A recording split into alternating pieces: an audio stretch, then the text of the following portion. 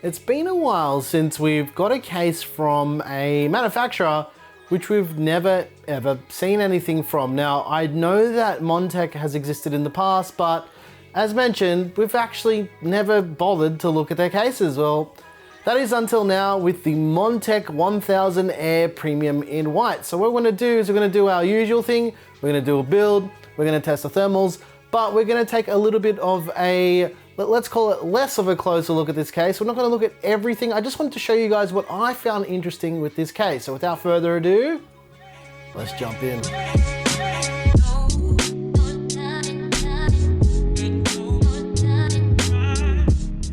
All right, let's start off with panel removal. It's got a little fabric tab to pull this side panel door open, which I thought was interesting. I mean, you may or may not think that. And it's the same as any other type of panel like that. You just swing it away and lift it off. Front panel removal actually reminds me of the new Corsair 4000 and 5000D cases. It actually looks quite similar. I know we're gonna get comments about that, but the way to remove this is actually kind of better than the Corsair one, because instead of having clips down the bottom, it's just got hooks. So you just need to pull the top off and then the front pops off like that. This is also a tempered glass panel. However, unlike the Corsair cases, it comes with a mesh front panel too, so you don't have to buy a completely different case.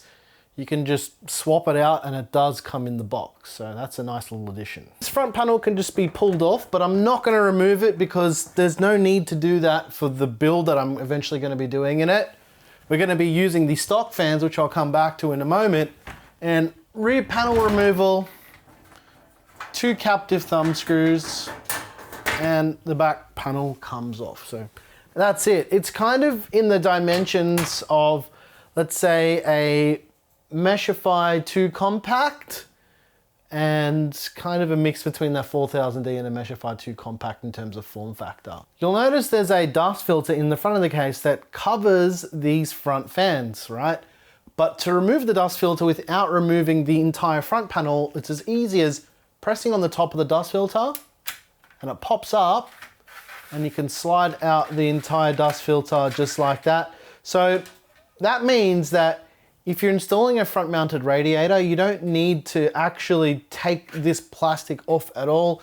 You can get access to all the screws here. The bottom screws may be a bit more difficult to get to, but with a little bit of imagination, these should come out quite easily as well. So in addition to the front dust filter, there's also a dust filter for the power supply as well, which just slides out from the bottom of the case and can just be slid back in. And there's also a magnetic dust filter that lives on the top of the case as well. On the topic of fans, there's 4 pre-installed addressable RGB fans in this case.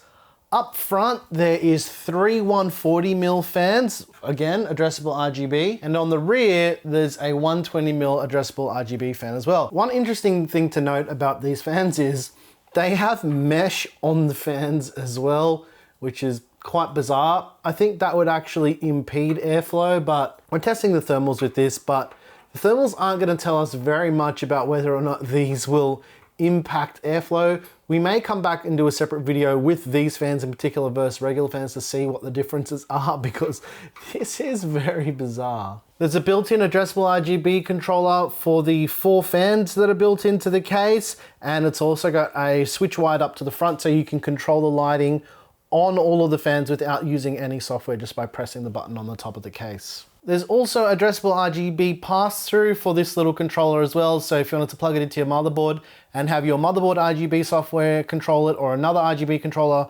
control the fans without plugging them into another controller, you can do that as well. Front panel / top panel connectivity, you've got your power button, you've got a reset button, you've got an LED or an RGB control button, you've got your microphone and headphone jacks, a USB 2.0 port and 2 USB 3.0 ports. For motherboard support, it supports from ITX up to ATX, and obviously MATX and all the other sizes in between will fit in here as well.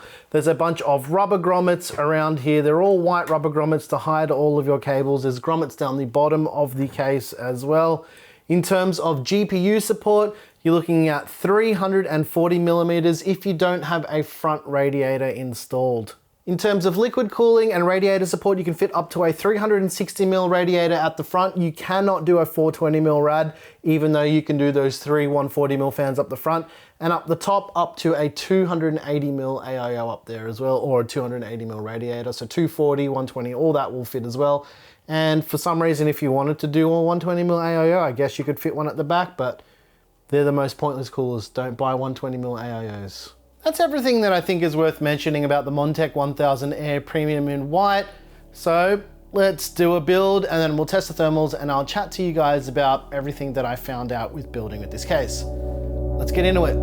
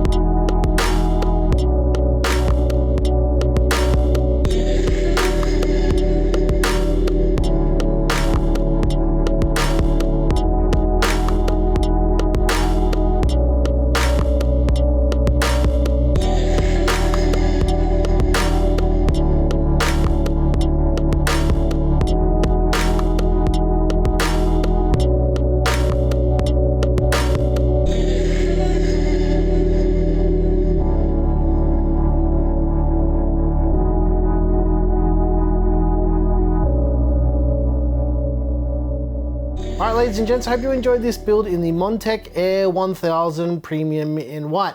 Let's take a little bit of a look at the thermals in this case. Now, one thing I noticed was there wasn't a huge difference between using that TG front and this supposed mesh front with the thermals, which is a little bit concerning considering when I removed the front filter and the front panel, you can see the absolute massive difference in CPU thermals. Now, what I think is going on here is this front filter is too dense. It's almost like it's stopping all of the airflow. So the thing is though, even though those temperature differences are quite large, they're still acceptable, even though, yeah, some might debate that, but 70 odd degrees for a 16 core CPU with the 280mm AIO under full load for an hour is still acceptable. It's not the best, it's not the optimal solution, but you know, this case is okay for thermals. It's not the best, it's not the worst, it's somewhere in the middle, so yeah. The CPU is the AMD Ryzen 9 5950X. The motherboard is the NZXT N7B550. To cool the 5950X, we use the brand new NZXT Kraken Z63 in white with the RGB fans as well. The RAM is the same RAM we use in all of our white builds. It's Team Group Extreme ARGB at 3600 megahertz in white. I'll put a PC part picker list down below in the description so you can peruse that list for all of the parts and everything used in this build, but let's chat about the Montech AIR 1000. Now, the overall build quality is pretty good. Like, it's better than I expected it to be from a company that we've basically never checked out a case from them before. So that was a nice surprise. There are a few little things that I noticed. It actually answered the question as to why Corsair on the 5000D and 4000D have clips for the tops and the bottoms of their panel. This is why. Noise, vibration. So, you know, they could actually fix that with some dampening material on the bottom, but yeah, that can be quite annoying. Building in the case was actually really easy. This build only took me maybe 35 minutes. It was a very, very quick build. The cable management is actually pretty decent as well. There's quite a bit of clearance between the motherboard tray and the side panel. And with these cases, with these type of side panels as well, when you have the side panel on, you actually add clearance. It's because of the way that the panels are offset from the chassis itself. But overall, the Montech AIR 1000, it's not the best case, but it's also not terrible. One thing I would suggest they do if they did some type of revision is revise the front fan filter and also maybe change the density of the front mesh to allow a little bit more airflow through, because even though it is mesh at the front, it's very, very fine, and realistically, not a huge thermal difference between using that and the glass, which was also very surprising. So that's what I think about the Montech AIR 1000. Let us know what you think about this case down below. Aesthetically, I like how it looks. Like, it's not terrible, but it could use a few little improvements. Anyways, guys, if you like the music you heard here, I make all the music. It's available over on our Patreon. There's a link to that down below. And it's time to engage some cinematic tings or something like that. Stick around, but after that, then you can leave, but please stick around.